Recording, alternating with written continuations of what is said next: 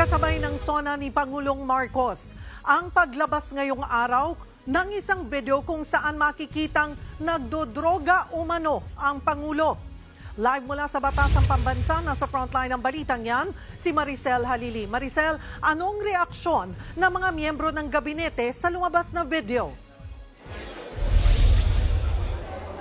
Nako, Cheryl, tinawag ng Department of Interior and Local Government na peke at malisyoso ang video na lumabas kanina ni Pangulong Bongbong Marcos na tila nagdodroga. Sabi pa nga, malinaw na paninira ito sa administrasyon. Pero si Presidential Son at Congressman Sandro Marcos tumanggi na patulan pa ang usaping ito nang makausap natin siya kanina dito sa Batasang Pambansa.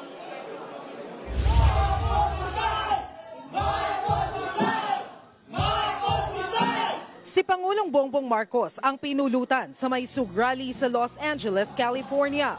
Ipinalabas doon ang video ng umano'y pagdodroga ng Pangulo. Hindi na namin ipakikita ang buong video, pero maririnig ang sigawan ng mga tao. Habang piniplay ang video, pinagre-resign at tinawag na bangag ng mga dumalo si PBBM. Ang may SUG ay grupong kaalyado ng mga Duterte. Katunayan, una nang tinawag ni dating Pangulong Rodrigo Duterte na bangag si Marcos sa isang may SUG rally noong Enero. Present sa may SUG rally sa Los Angeles, si dating presidential spokesperson Harry Roque. Ipinost din ni Roque ang screenshot ng video na pinagdikit niya sa tunay na picture ni PBBM. Buwelta naman dyan ni Executive Secretary Lucas Bersamin. Koreano yun, hindi Pilipino. What do you mean, sir? Is that fake? Nakita mo naman. What's the purpose? Bakit kaya ngayon Paninira. Ayaw namang patulan ni Presidential Son at Ilocos Norte 1st District Representative Sandro Marcos ang lumabas na video. It's clearly a pathetic attempt at destabilizing. I mean, at this point, are you really surprised? It's what they've been trying to do for so long already. It's quite pathetic. Nakarating na sa DILG ang video at peke raw ito na maaaring ginawa gamit ang artificial intelligence. Bilang patunay, pinagdikit pa nga ni Abalos ang screenshot sa video at tunay na picture ng Pangulo. Sa tenga pa lang, magkaiba na raw ang dalawa. Hindi pa niya nakakausap ang Pangulo kaugnay nito, lalo't busy ang Pangulo sa kanyang SONA. Sa litrato pa lang, nakita ko na, hindi po ang Pangulo ito. It is so unfair. It is so unfair. Isipin mo, itong araw na to is the state of the nation address. Tapos isasabi mo to on a very malicious level. Bakit kailangan gawin sa abroad? Bakit hindi rito ko talagang totoo yan? Kinumpirma rin ng Department of Information and Communications Technology na peke ang video sa may SUG rally. We can confirm that this is really an edited video or a fake video. According to our analysis sa fake video, mapapansin niyo that the lighting is not consistent.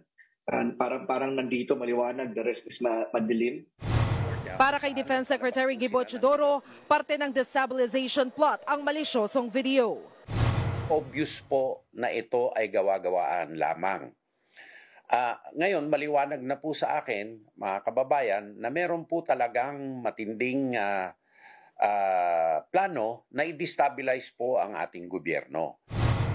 Dagdag pa ng kalihim, isip bata ang gumawa nito.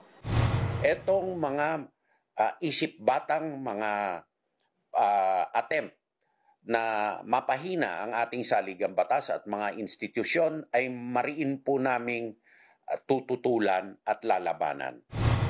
Posibleng sinadya rin daw sa Amerika ilabas ang video para hindi sila makasuhan dito sa Pilipinas. Kami po ay nananawagan sa authorities po sa Estados Unidos na imbestigahan po itong insidente na ito upang ang mga malisyosong nasa likod nito ay maharap sa hustisya.